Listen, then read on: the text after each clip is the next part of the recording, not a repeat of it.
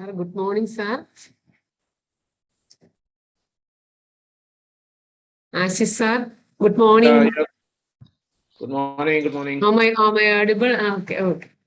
Yes, I can hear you. I will start within few minutes.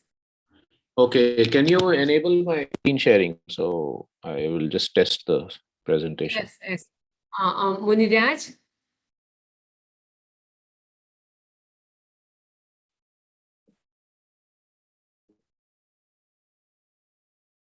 Okay, can you let me know this is full screen? It's visible. Okay, now it's okay. Okay, good. It's fine. Yes. Okay, and slides are changing, right?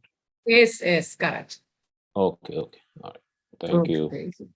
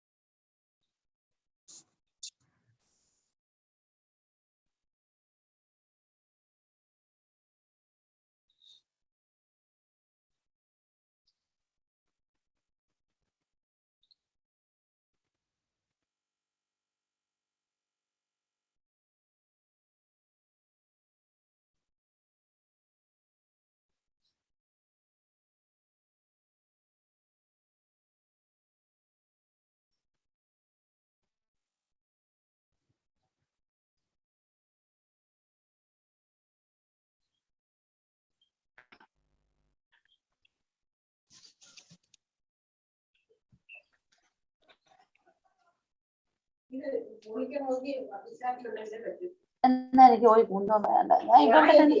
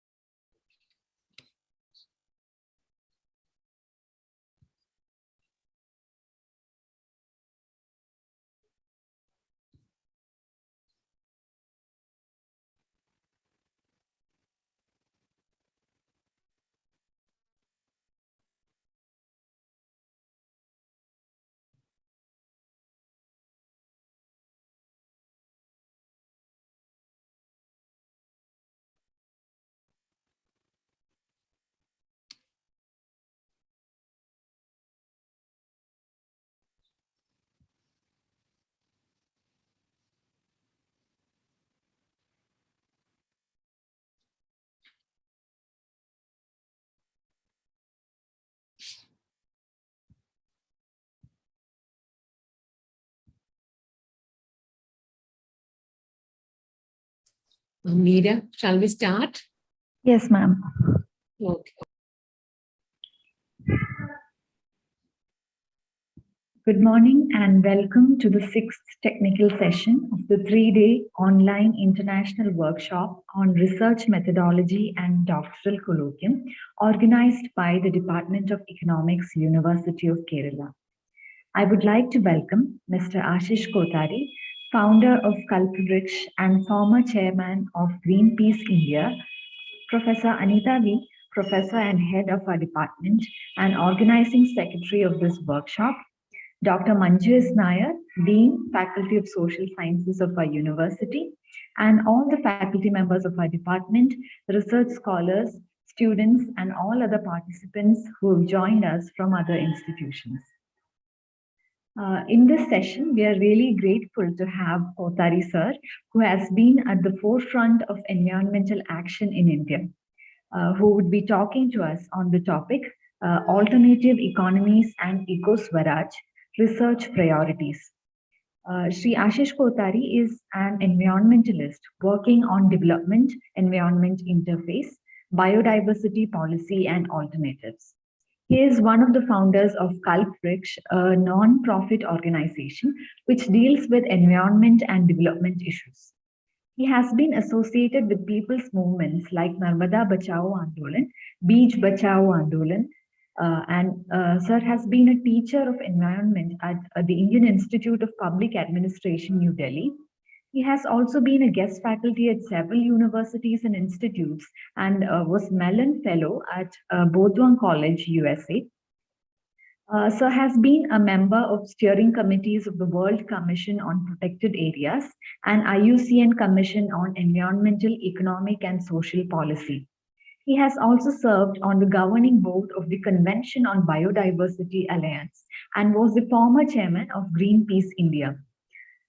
Sir has also worked as a member of several Government of India committees, including Environmental Appraisal Committee on River Valley Projects of the Ministry of Environment and Forests, the Committee to Assess Implementation of the Forest Rights Act, and committees to draft and design the National Wildlife Action Plan commissioned by the Government of India.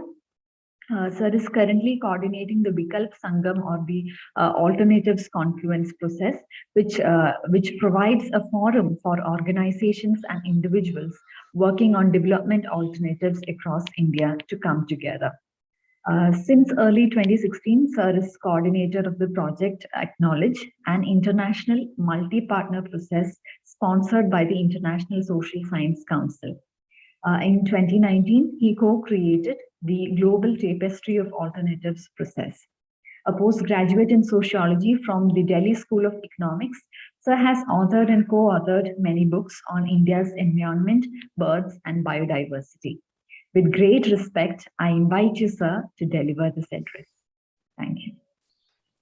Thank you, Meera. Thanks, Anita ji, and everybody else for this opportunity.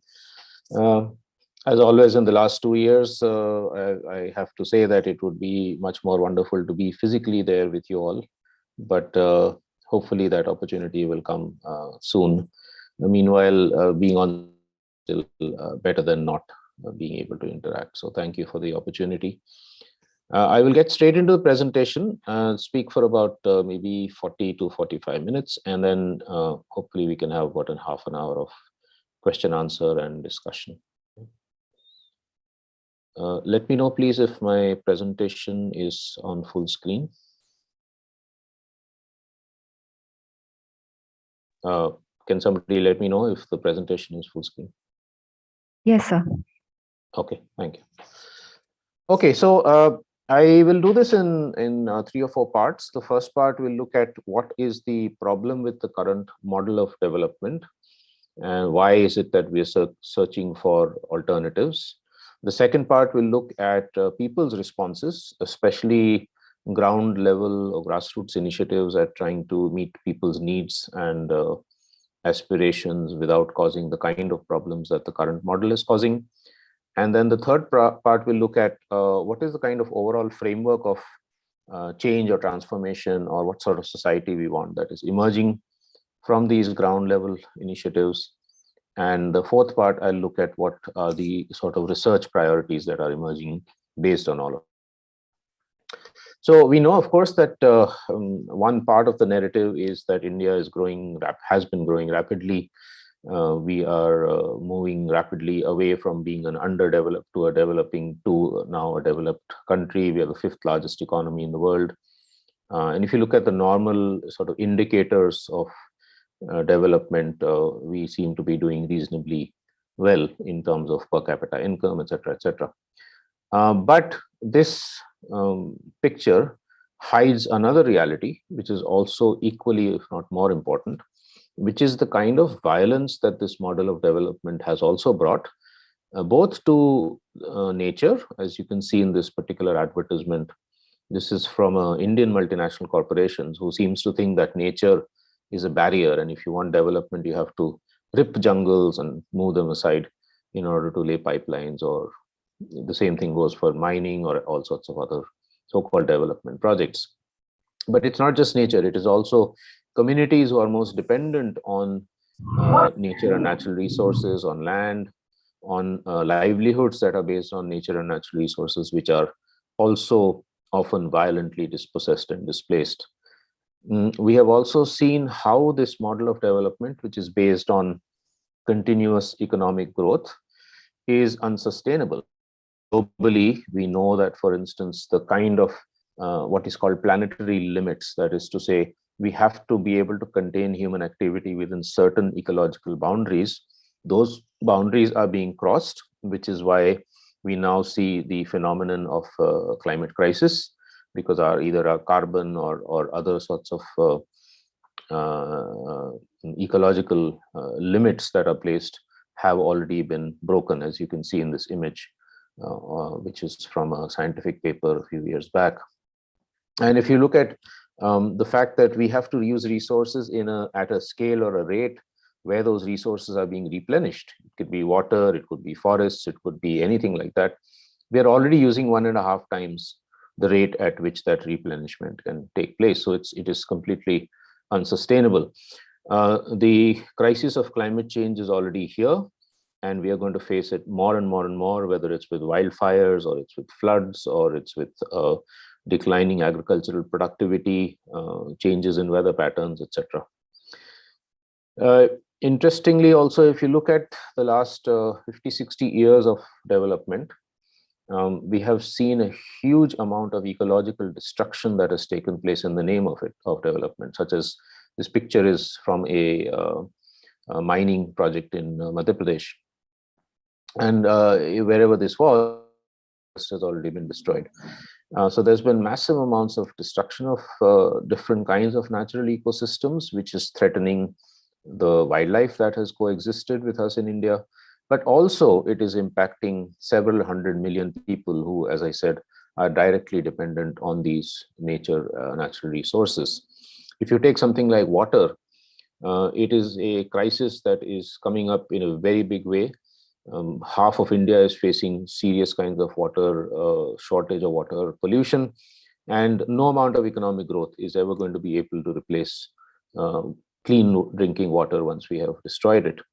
In fact, there was a very interesting study done by the World Bank a few years back, which showed that if you calculate the economic losses caused by just 5 kinds of environmental damage that are listed here, we are losing 5.7% points, economic growth points. So in effect, if our economic growth rates are, let's say, 6 or 7% on average, it's being nullified by only just some kinds of ecological damage. If you were to include all the sorts of ecological and social costs and damage, we would be in a negative economic growth pattern. In 2008, there was another study that was done by the some network along with the Confederation of Indian Industries, which showed that our development is using twice the amount of biological capacity that we have. Now, sometimes we are told that this model of development could be ecologically problematic, but it is necessary. It is inevitable. We have to go through it because all countries have gone through that model.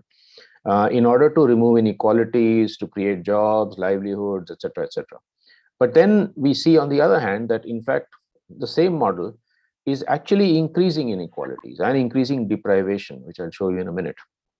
So here we have these days, for instance, is now, many economists are saying that this is the most unequal era ever in human history, where 1% or 5% of human population actually owns or has more than 50% of the wealth of the world.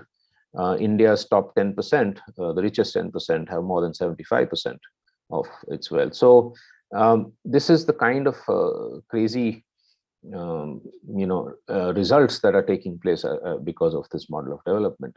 Also, if you look at it in terms of creating new jobs, from 1991 to 2014 or 15, that I can show you the book in which we have this, we found that net new jobs, very few are being created, because even as you create new jobs, you also lose them because of automation and mechanization.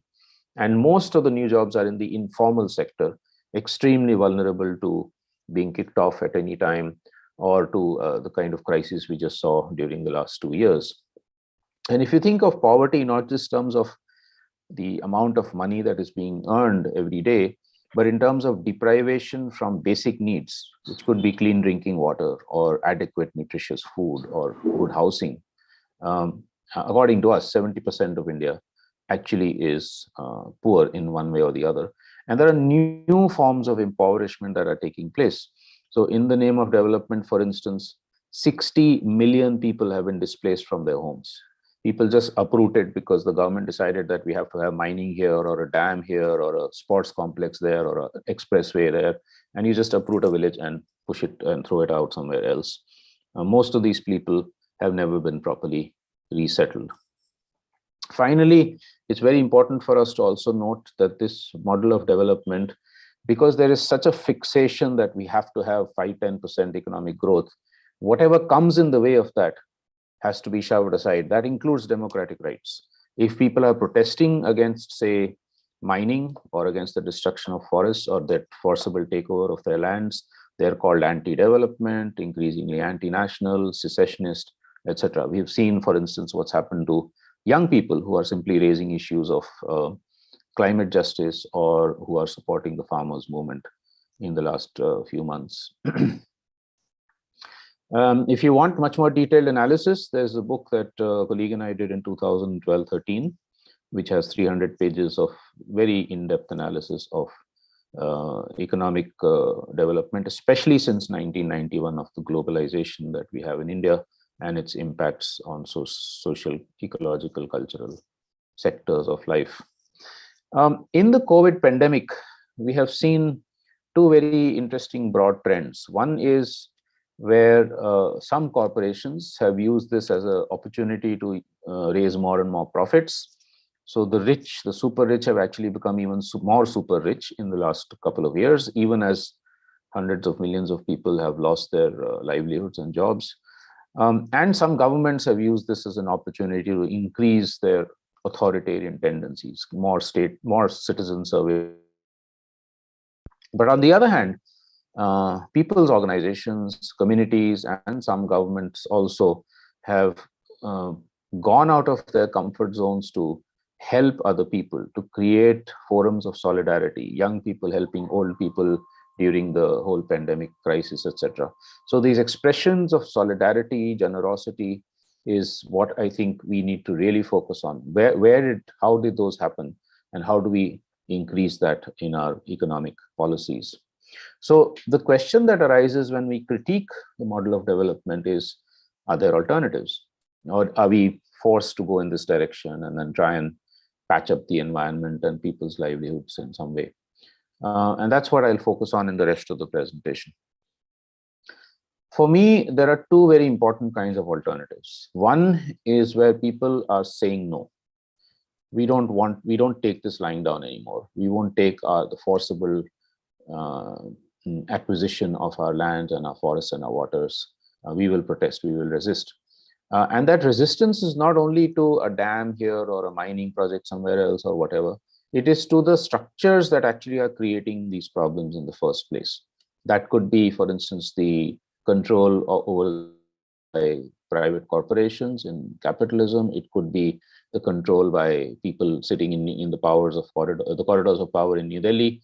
It is, of course, also related to much older forms of inequality, such as patriarchy, racism, and so on. And the feeling that human beings are at the center of the universe, so we can do whatever we want with nature and other species. This is a picture from about 30 years back of a protest by Adivasi communities in central India on the Indravati River, where the government was proposing to build 2 mega hydroelectricity projects. And these people, when they were protesting, were not just saying, we don't want these dams because 300 villages will be displaced and forests will be submerged and all of that, but also that for us, the river is our mother. And we won't allow our mother to be shackled by your dreams of progress, whatever you think that is, right? So there's a very different way of relating to the rest of nature and to each other in these movements. And we see this also in other resistance movements, including the farmers, the amazing farmers movement that you all know about over the last 1 year, the anti-racism movements in North America, the movements for peace in Burma, Myanmar, where the military has taken over control, movements for a new constitution in Chile, the youth climate justice movements, and many others, where they're actually talking of what Gandhiji called satyagraha, speaking truth to power and saying, this is not the society we want. We want a different society, which is more peaceful and more harmonious. But the other kind of alternative, which we have been documenting a lot, is where people are also finding ways to meet their needs and their aspirations, whether it is basic needs like food and water and energy and housing and so on, or it is things like more gender justice, having a greater voice in decision making, having more secure livelihoods, etc. So I'm going to give you a glimpse of some of these examples from different parts of India. We also have many all over the world, but I won't get into that today. So, and I think all of these examples, if you look at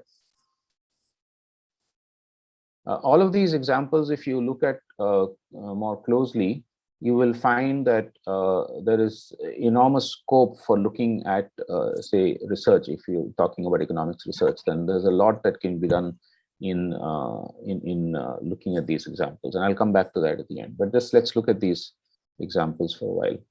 So this is something that I have been very inspired by.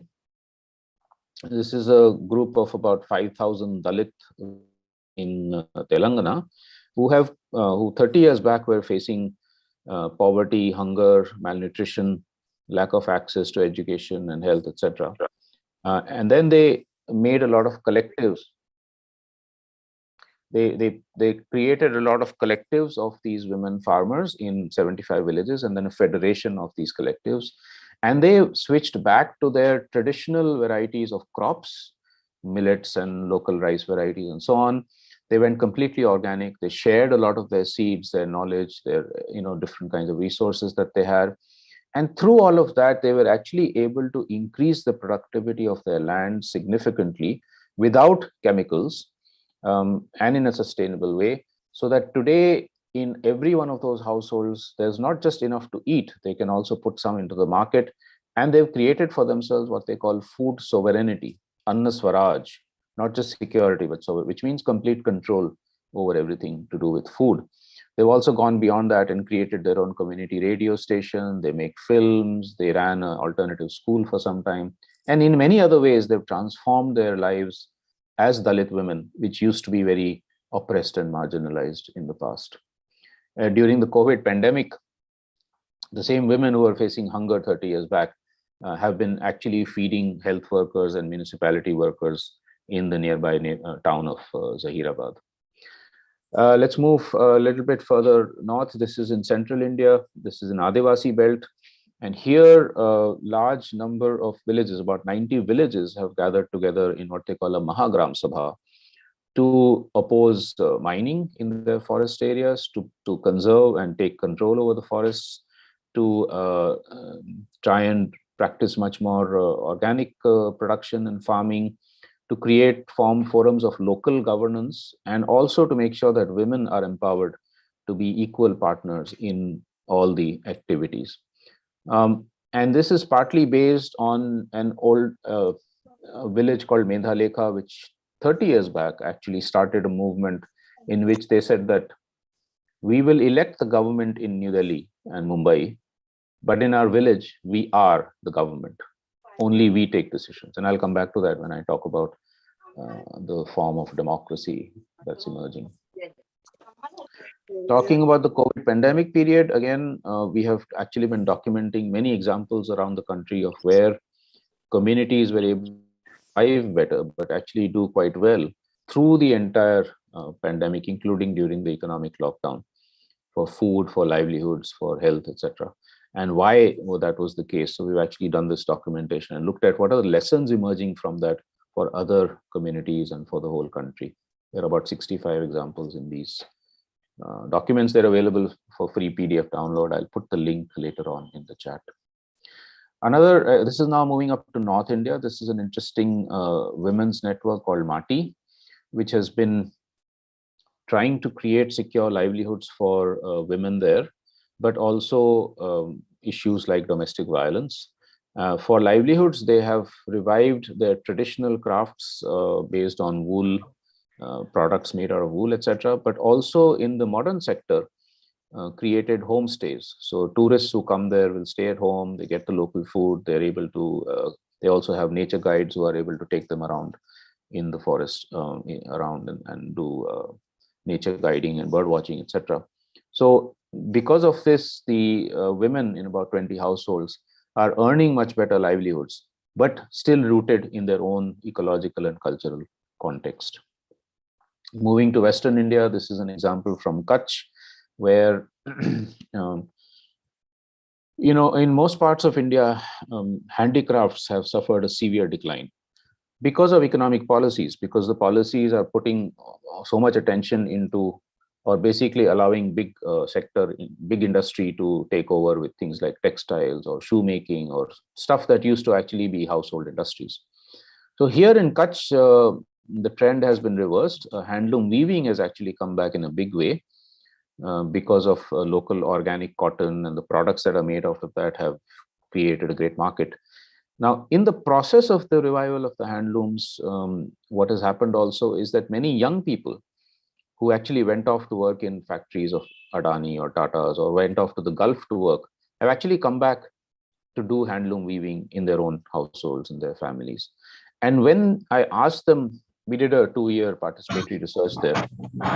And this is the kind of research that actually you could get into.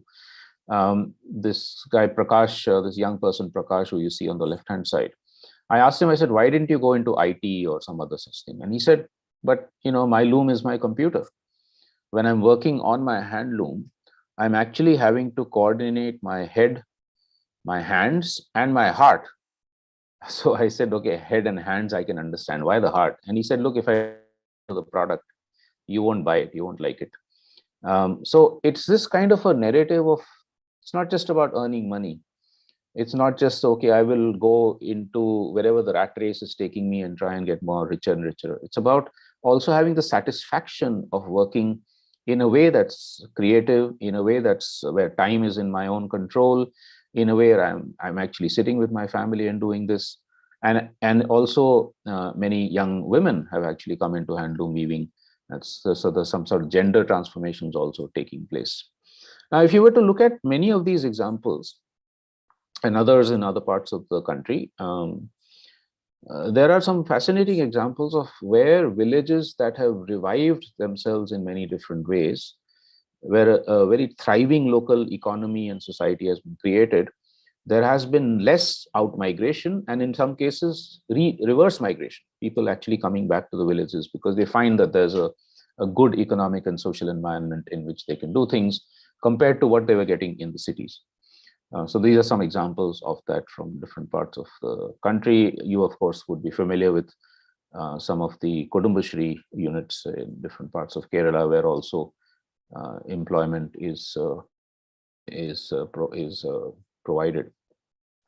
If you go to urban contexts, we find also examples. For instance, this is in Western India in Bhuj, where in 2000 there was a massive destructive earthquake, and in the rebuilding, the reconstruction of Bhuj town itself, a lot of the groups got together and said, okay, how do we rebuild in a way that is where people in the communities, in the neighborhoods have their own control over local resources, where they're able to design their own colonies, especially in the poorer colonies, the so-called slums, where there is relatively more self-reliance for things like water and energy and waste management, and creating a informed public that can be part of town planning, where town planning is not left only to bureaucrats and politicians. So that's a very interesting process called homes in the city. And there are other similar examples, even from middle class and richer colonies. So for instance, the one on the top right-hand side is a place called Rainbow Colony in Bangalore. And here about 300 middle and upper middle class families have kind of over the last 10 years converted the colony into completely 100% water recycling, majority waste recycling, local energy, etc. Basically saying that our consumption of resources from far away should be reduced as much as possible. And more and more, in fact, now we are also seeing very close to my house in Pune, there is a zero waste shop. Now, this is not new, okay, because when I was growing up, most of the shopping I would do in the local Kirana store did not have plastic or other kinds of wrapping. So I could buy things without creating the kind of waste that unfortunately we create now whenever we go shopping. So this is now in a new way, zero waste shops coming where you'll get no plastic, no wrapping that is wasteful. You have to take your own cloth bag or your paper bag or your own vessel and refill. At the most, they'll give you a paper bag if you don't have anything. And so it's sort of attempting to kind of also question one's own consumption patterns and the economy of production and consumption that creates this enormous amount of waste. There are also interesting examples of how technology can be made to come back into democratic spaces. Why should technological development only happen, or we think it only happens in IITs and corporations and so on? Whereas in fact, through most of human history, technological innovations have been happening by so-called ordinary people. In fact, most of the inventions we use, we don't even know who created them. I mean, does anybody know who created the wheel, without which modern civilization would be impossible? Or so many other things like that. There are many that have been created in the open source, including new ones, like, you know, in the modern technologies, where people are not claiming that, no, this is my idea and I must get all the profits from it. So how does one actually create technologies that are also ecologically sensitive? For instance, architecture. So if you look at the examples given here, on the bottom left-hand side is a building called Sek Mall. It's a learning center in Ladakh, and it's been made with what they call passive solar architecture, built in fact by the faculty and the students, in a way that the sun is captured through the day, and at night the building remains warm with no artificial heating, even when it's minus 20 degrees outside. Complete opposite of that is the top right hand side is the building of Hunarshala in Kutch. When it becomes 40, 42, 43 degrees in summer there, inside that building you don't need any air conditioning, because it's been made with traditional and modern architecture put together, thatch, mud, etc. You can sit comfortably with just a fan. The same is happening with alternatives in media and communications, because we know that the media, with communications, there's a lot of capture of either corporations or government. There's our own education system, for instance, is built in such a way that we create what should I say, clones of each other, which will neatly fit into the current dominant economic system. So these are alternative learning centers or alternative media and communication initiatives, which are actually enabling people to have their own voice, enabling local creativity, enabling local innovation, enabling people to work with each other rather than against each other. These are learning institutions in which everybody is encouraged to work together to move up into the next grade, rather than, oh, I will come first. It doesn't matter what happens to the rest of my classmates, right? So you're creating a very different kind of an atmosphere of fun and responsibility. Now, when these sorts of things happens, of course, the government also responds. If there's adequate public pressure and there's also practical guidance on how we can do things differently, we have seen that there are progressive policies and progressive programs that come up. In terms of policies, especially in the early 2000s, we had a whole series of legal that created much greater space for people to have better livelihoods, more secure livelihoods, to have access to information that is so important, etc. And our programs, for instance, with organic farming, more and more states are trying to move towards organic production, and now there's even a central scheme for that. We know that there are programs such as Kudumbashree in Kerala, which are also in that sense progressive. So you can create also spaces within the government system that enable these kind of transformations to take place. Let me move quickly to looking at a couple of examples from outside the world, from outside India, where also similar things are happening. Firstly, a little bit about this map, because perhaps some of you might think that it's upside down. But if we believe that the planet is round, the Earth is round, then depending on where you're looking at it from the space, Africa can be on top or it can be at the bottom. There's no necessity that Europe has to be on top. In fact, those maps which we are used to were made in colonial times, where Europe was put on top and it was made to look much bigger than it actually is. You can see the actual sizes of the continents on this map. So there's many ways in which we also have to decolonize our minds. There are many examples of the kind of transformations I'm talking about. I'm going to give you just 2 or 3. This one is from the Kurdish area. This is the border area between Turkey, Iran, Iraq, and Syria in Western Asia. And here, the Kurdish ethnic community has been trying to create a region of peace based on ecological economics principles and ecofeminism, as they call it, in the middle of a very war-torn area, you know that there's constant conflict and war that's taking place over there, right? Millions of people have had to flee from the war to Europe, the refugees. But here, at least in some parts of it, they've been able to create relative peace and also direct democracy. Every commune, every community has its own decision-making forums, and then they federate over a larger area, similar to the 90 villages of the Mahagram Sabha I spoke about earlier. But also they're transforming their traditional forms of patriarchy into much more equality between the genders and much else.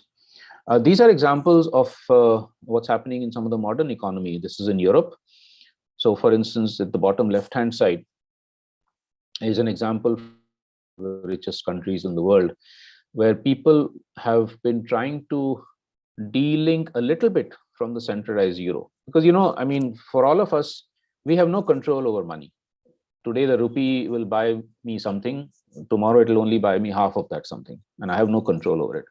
So what they're trying to do is to say, oh, can we create local currencies, which at least for some of all the localized exchanges, we can use that, where we are in control of how much the value of that local currency is. So here they use something called the Beki for a lot of local exchanges, such as I can go and buy bread from a baker using that. The baker can go and buy wheat from a farmer. The farmer can use the same Beki currency to go to a doctor for his services. The doctor can send their kids to school and pay the fees in Beki, etc. So you're actually creating a much more local control over the economy. On the top right-hand side is a system called time banking, which is where people offer their services free of cost to the community. Now, suppose I'm good at yoga, I can say, okay, 5 hours of a week, I will give free yoga lessons to anybody in the community. If you're good at physics, you can offer free tuition for 3 hours a week or whatever. And this particular school that you can see a picture of is actually run partly through that kind of a system. It's done like that. It has very low fees, so the poorer families can also afford to be there, but with very high quality teaching. Yeah?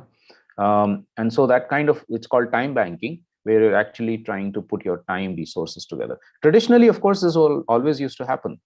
A farmer had to harvest her field, half the village would turn up to help.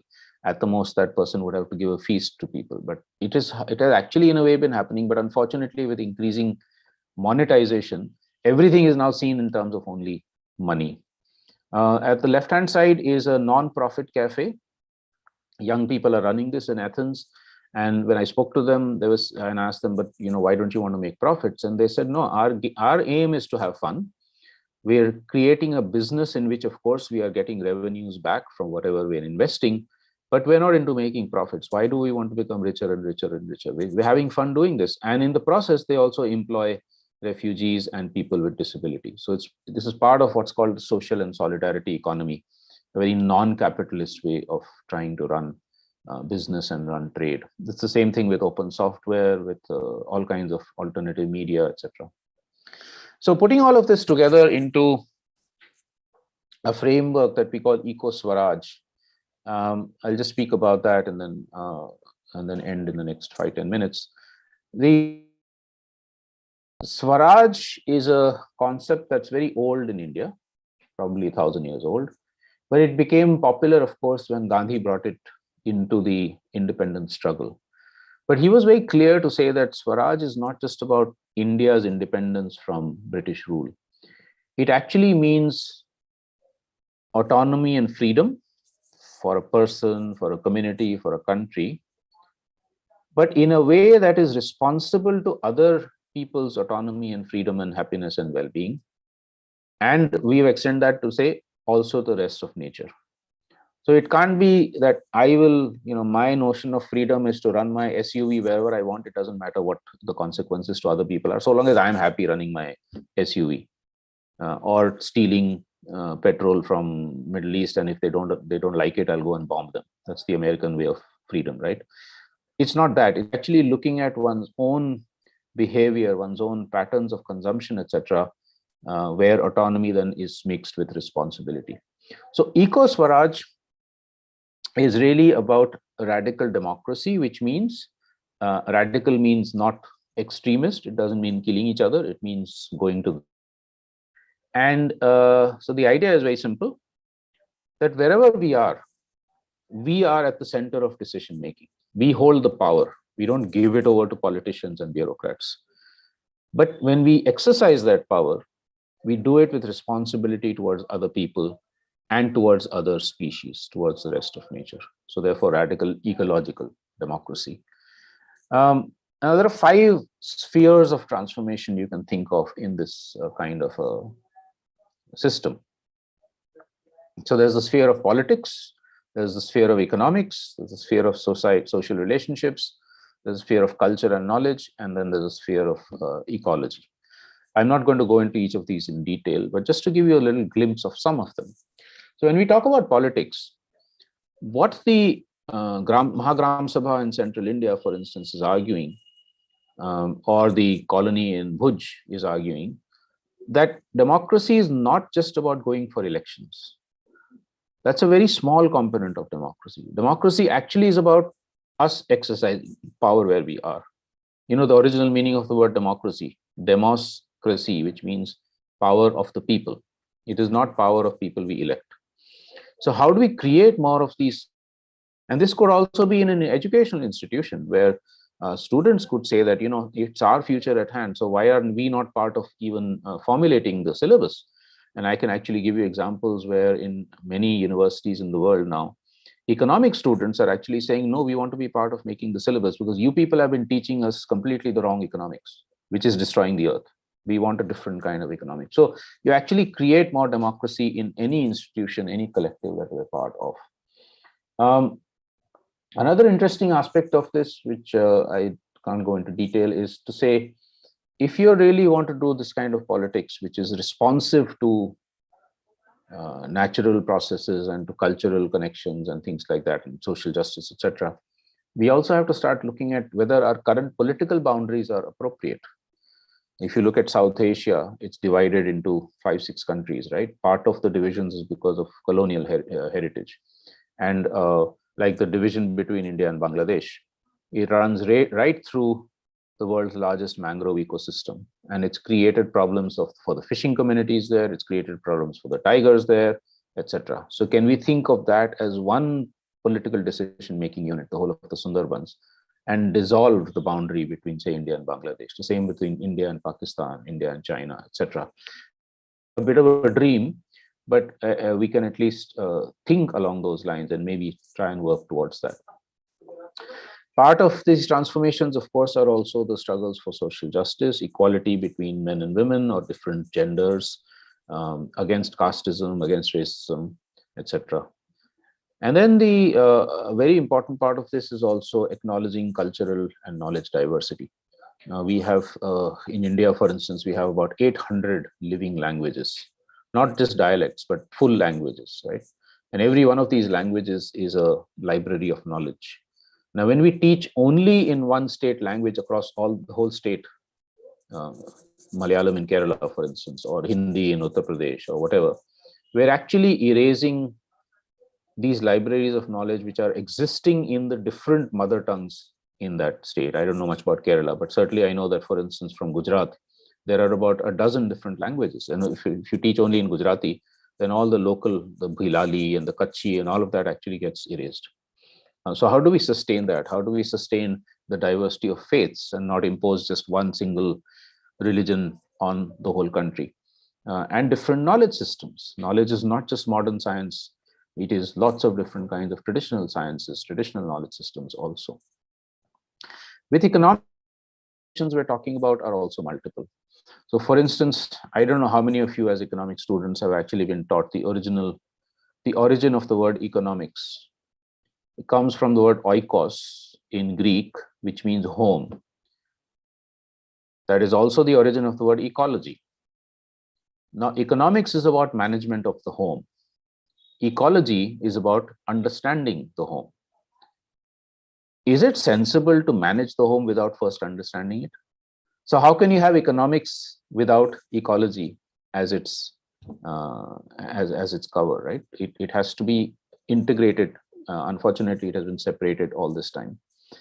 We're talking then also about, instead of economic globalization, which collapsed in the last 2 years because of COVID, you have, at least for basic needs, localization. That I should be able to get my water and my food and my housing and clothing, etc., within a certain limit, geographical limit around me, rather than have to depend on somebody very far away, which could collapse at any time. It's about production being controlled by producers. Why should there be a capitalist who controls a factory and not the workers who are actually putting? It's also about consumers being in control of ourselves. When we go to a shopping mall and buy something, we have no idea where it's come from, what are the ingredients in it, what it will be doing to our body. We're very blind consumers in many different ways. It's about reintegrating work and leisure. This whole concept of weekdays and weekends. If you examine it, we never had that in traditionally. It's a Western concept. 5 days you work, 2 days you enjoy. But if the work itself is enjoyable, you don't need that. Anytime you can do what you're, the work, so-called work. Anytime you can read, you can go and do some farming or gardening. You can, Marx himself said that you can be a critic in the morning, a farmer in the afternoon, etc. And even Gandhi was extremely vocal about the dignity of labor and how we need to actually be able to be creative in whatever we're doing. These transformations are also about recommoning property, rather than more and more privatization, which is happening in the economy right now, actually bringing it back into the public, the democratic domains. I don't mean state control. I mean actually democratic control by workers, etc. But also to say that nature, land, forests needs to be in the commons and not privatized. The economics of permanence, by the way, is a term used by J.C. Kumarappa, who was a Gandhian economist. I don't know if you people study him or not. I hope you do. And this is all very important, because what we're seeing from the government, all parties, not just BJP, but even Congress, is a lot of double speak. So in the last 2 years, for instance, there's been a lot of talk about Atmanirbhar Bharat. That COVID pandemic has taught us that we have to be self-reliant. But if you look at the actual budget packages in the last 3 budget packages in the last 2 years, there's very little on self-reliance there. There's very little about the kind of examples I'm giving you and supporting them. It's more about India trying to create self-reliance with more and more coal mining, apparently because we want to be self-reliant in energy, etc. That is not the same thing as self-reliance for communities, and it is ecologically, of course, definitely not self-reliant. And again, then very much part of this is us to be able to reintegrate ourselves within nature. We've been given, as for part of modern biology and all, we've been given this sense that we are at the top of some ecological pyramid. I'm sure if any of you did biology or even otherwise in sort of science in middle classes, we would have learned this. Whereas in fact, most communities around the world have lived with the idea that we are part of a circle of life. Human beings are one out of thousands and millions of species, and which means that we have to also then respect the rest of nature and not just treat it in the way that we have been doing so far. So then this leads us also to this question of what then is progress. If what we have been doing has been causing this kind of devastation, and humanity itself is threatened by the climate crisis, then clearly GDP, a percentage economic growth, is not a good indicator of progress. What do we need? How do we replace that? So there's more and more talk about indicators of well-being. Things like, does everybody have basic needs? Are people happy? Are they satisfied? Do we have a voice in decision making? Are we equal, etc.? Some countries have been experimenting with it. Bhutan is the oldest with its gross national happiness index. New Zealand has been trying to bring in some things like mental health as an indicator. Sikkim tried to introduce a well-being of future generations bill. It's been stalled for various reasons. And so there are many different parts in movements in the world trying to actually reach there. Finally, then, one of the important things is at this core of this flower of transformation is a set of ethics and values and principles. And there are very similar notions in like eco-Swaraj in different parts of the world. some from indigenous peoples, Adivasis in different parts of the world, some from the new modern sector like degrowth and ecofeminism from in Europe and other parts of the West. But all of them have some ethical principles in common. And I'm just going to put this out there and not really go into each of these in detail because it's not possible. We don't have the time. But just to look at this fourth bullet point, again and again, I've been repeating this. If we want to live in peace with the earth and with each other, we need to work with cooperation, not competition. We need to work with commons, not privatization.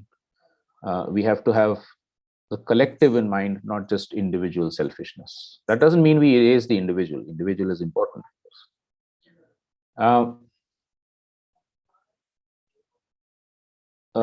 Then as we talk about human rights, of course, it's important. We also talk about the rights of the rest of nature. As we live our lives, we have to ask ourselves, do we want more and more and more and more material possessions? Or can we live lives that are simpler?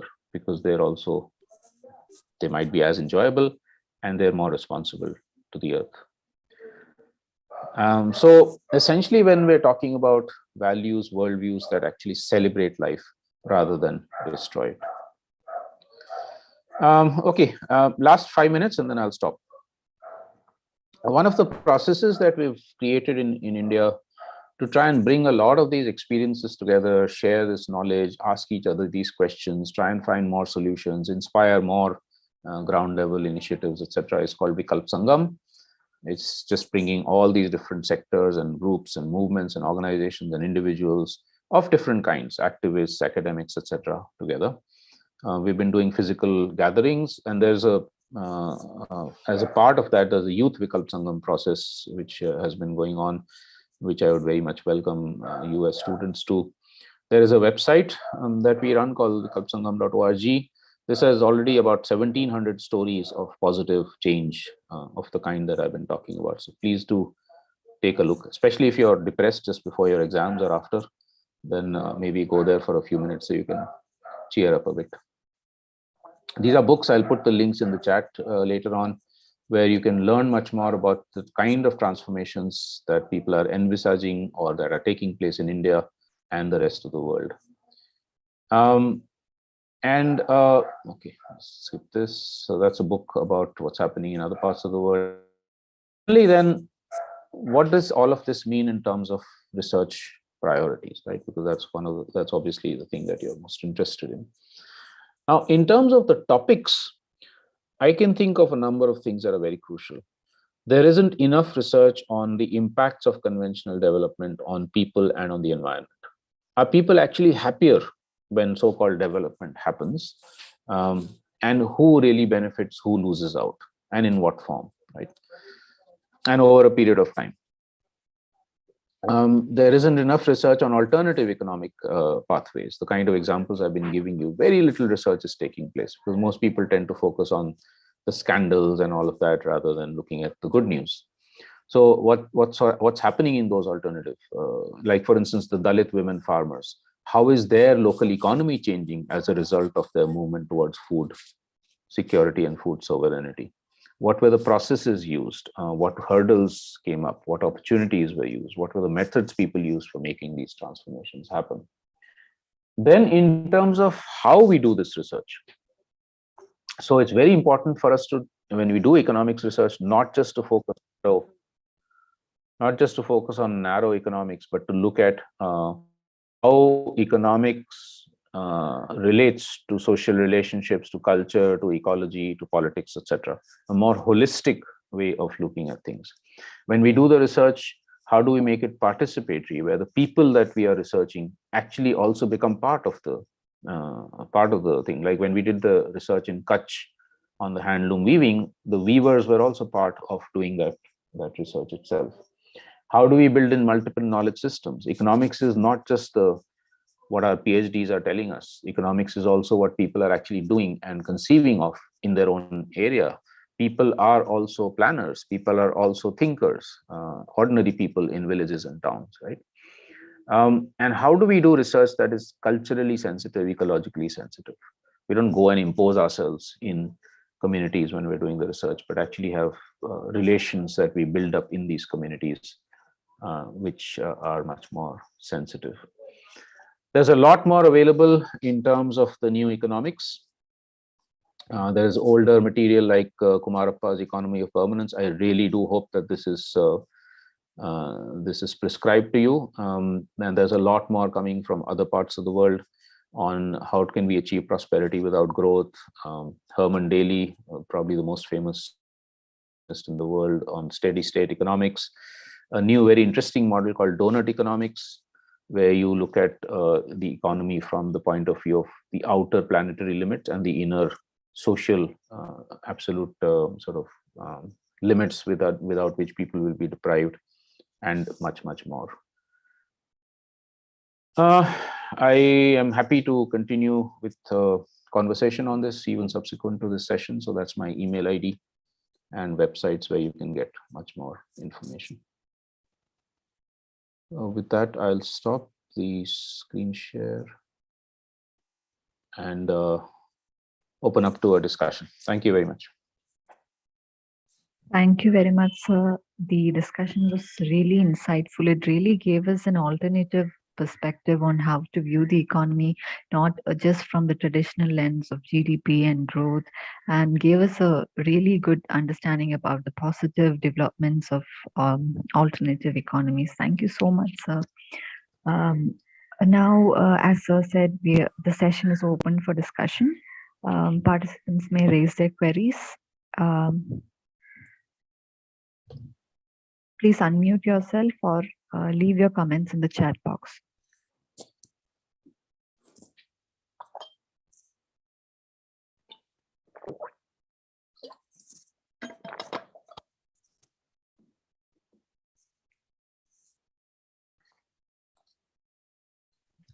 Good.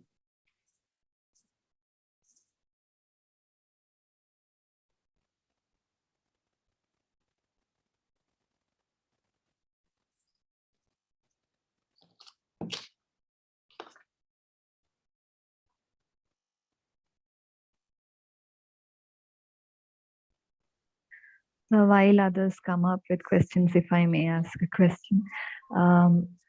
Sir, we have this idea of sustainable environmental and economic accounting and the integrated environmental accounting put forth by UN. Sir, how do you view it as an alternative to the prevailing GDP tendencies? And also, sir, these days we are facing a huge backlash towards nature by watering down the environmental impact assessment measures. We see that in Andaman and many other places. What is your view on that, and how can we tackle it as communities? And sir, we also hear a lot about green finance and climate-friendly finance. What is your view? How far can it actually change the situation on the ground, sir? Thank you. Thank you. Yeah, these are very important, interesting questions. I will take the first and the third one together because they're kind of related. Sustainable environmental accounting and the green finance, climate finance. So to the extent that environmental issues have been thought of as externalities in conventional economics, it is useful to try and bring environment and ecological aspects back into the fold. By doing things like environmental accounting or ecological economics kind of thing, and trying to also then see how within economic policies, finances can be made available for ecological, for environmentally friendly practices, or for transforming destructive practices to less destructive. For instance, taxing polluting industries or giving incentives to polluting industries for controlling their pollution kind of thing. And the environmental accounting, such as the example I gave you of the World Bank's report, which showed that just 5 kinds of ecological damage are 5.7 percentage points of GDP. That kind of thing is very useful, but it has very severe limits. You see, a lot of things cannot be measured. A lot of the damage that is being caused, or a lot of the value that nature gives us, simply cannot be measured. It would be silly to try and measure Suppose, for instance, you're going into, it's like any of you actually had a dog or a cat at home. Can you put a money value on the pleasure that that dog or cat gives you? Or a money value on what our parents mean to us? It's just not possible. It would be actually an insult to actually try and do that. But unfortunately, what happens with environmental accounting is they try and put everything into some kind of a monetary measure, and that then actually diminishes the true value of that thing. It could be with fresh air, it could be with going and enjoying oneself in a forest.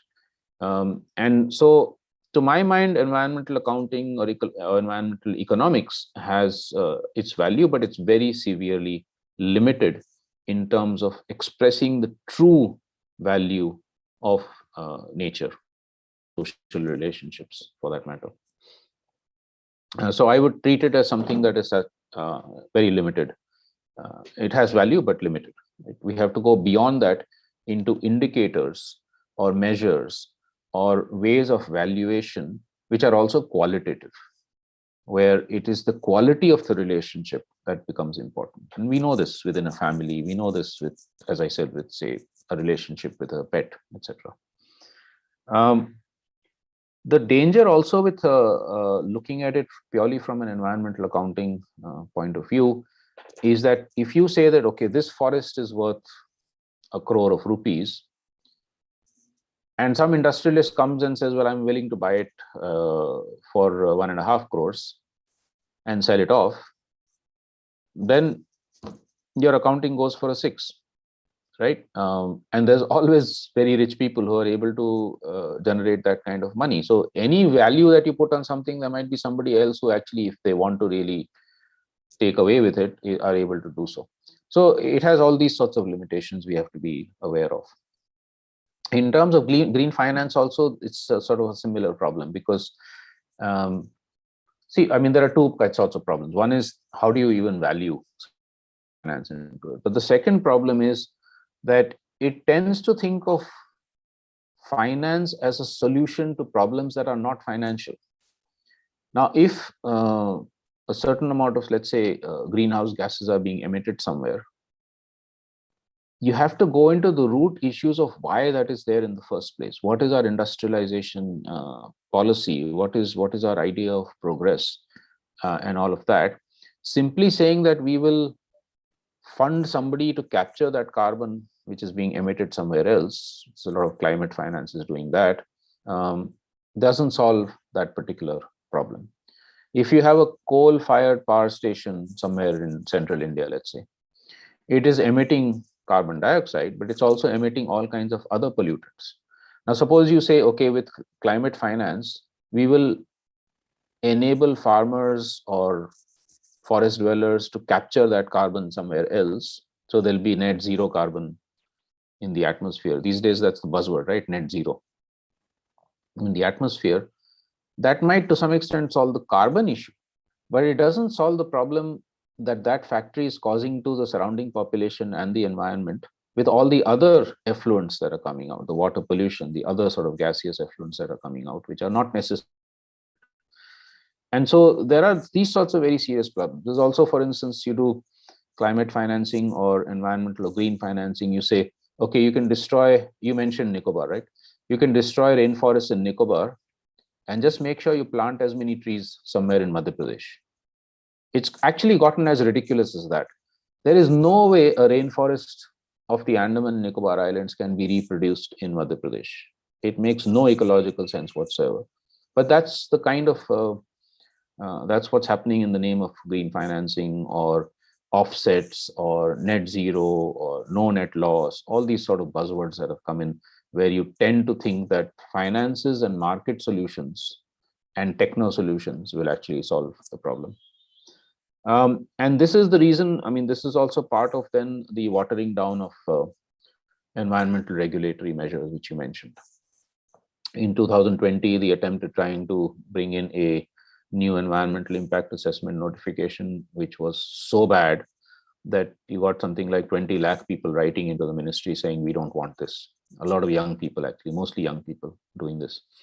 But they've continuously tried to actually whittle down whatever regulations and laws and policies are in place for the environment, not just the environment, but also things like labor and human rights standards, in again the same pursuit of a singular narrow vision of economic growth. What can we do? We can raise our voice, we can critique it in whatever way we think is possible.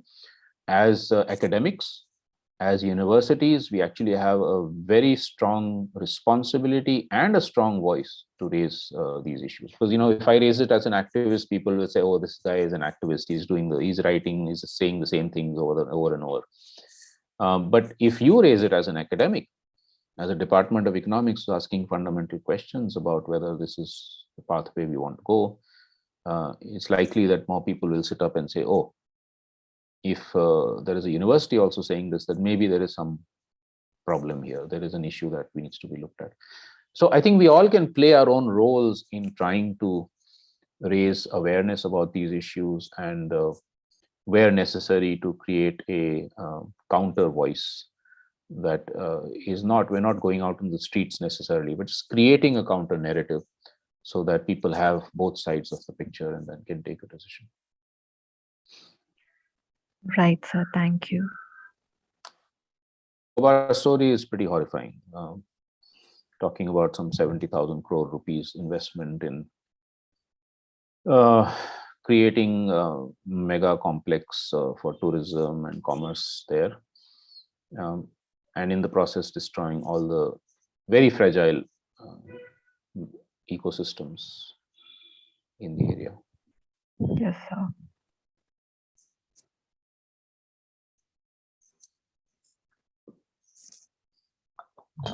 Any other queries?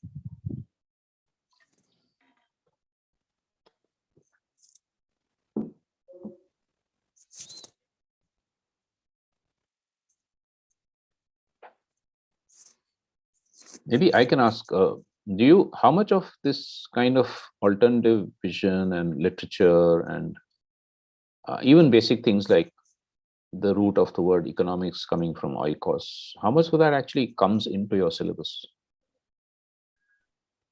Sir, it is actually little, but we definitely do know oikos is coming from home, but we never thought of like integrating ecology and economy together and thinking that oikology is ecology, and we cannot manage the house without knowing it.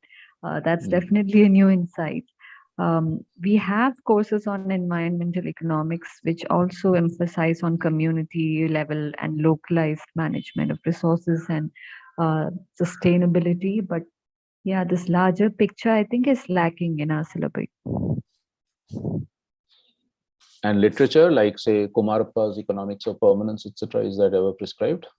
I don't think it is prescribed, sir. We've just heard of it, but I personally have not gone through it. I don't know. I'm not sure if others have.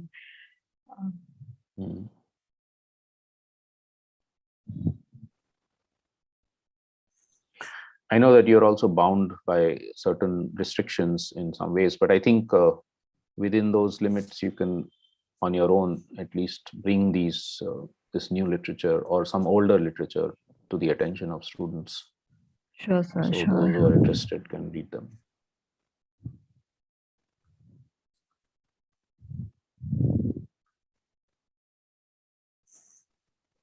Any questions? So the students are very quiet.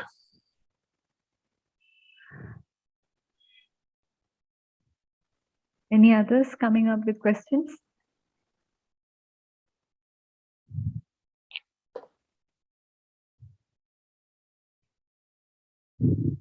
Looks like we don't have many questions here.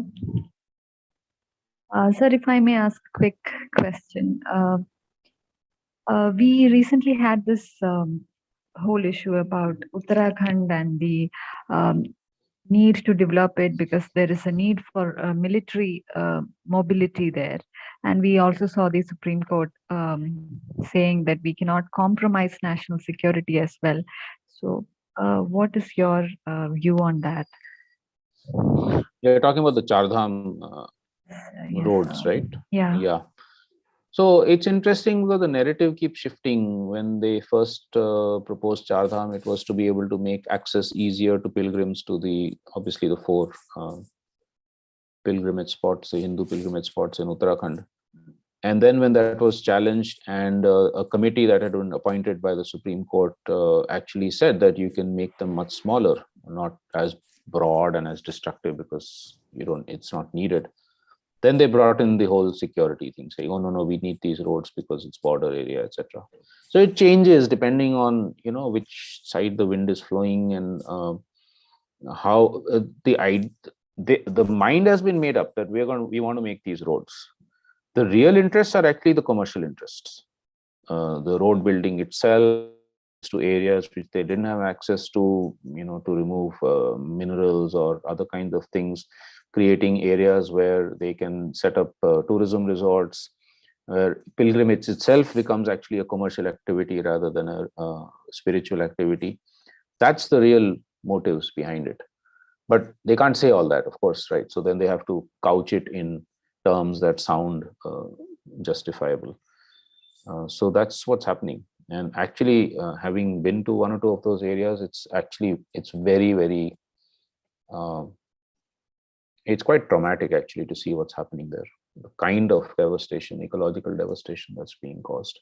And local people are not in any way benefiting. Of course, some people will benefit by setting up chai shops and things like that, but it doesn't really bring any sustainable long-term benefits to local people. Some people get labor as road construction, but that's for a few months or couple of years, and then what? So it doesn't, it's destructive. It also doesn't take into account that there could be alternative ways of actually creating access, of creating livelihoods. And if security is really an issue, then again, there are people who have suggested alternative ways to create that.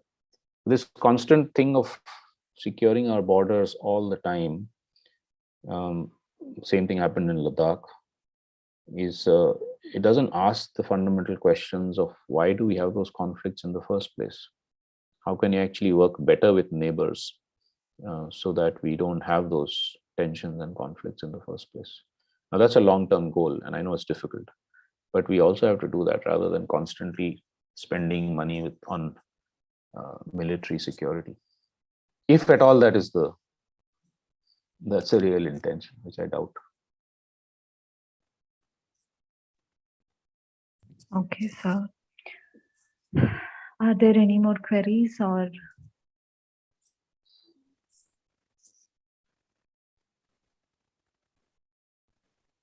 But it looks like we don't have any other questions coming up. So shall we wind up the session, sir? Yeah. Anita, ma'am?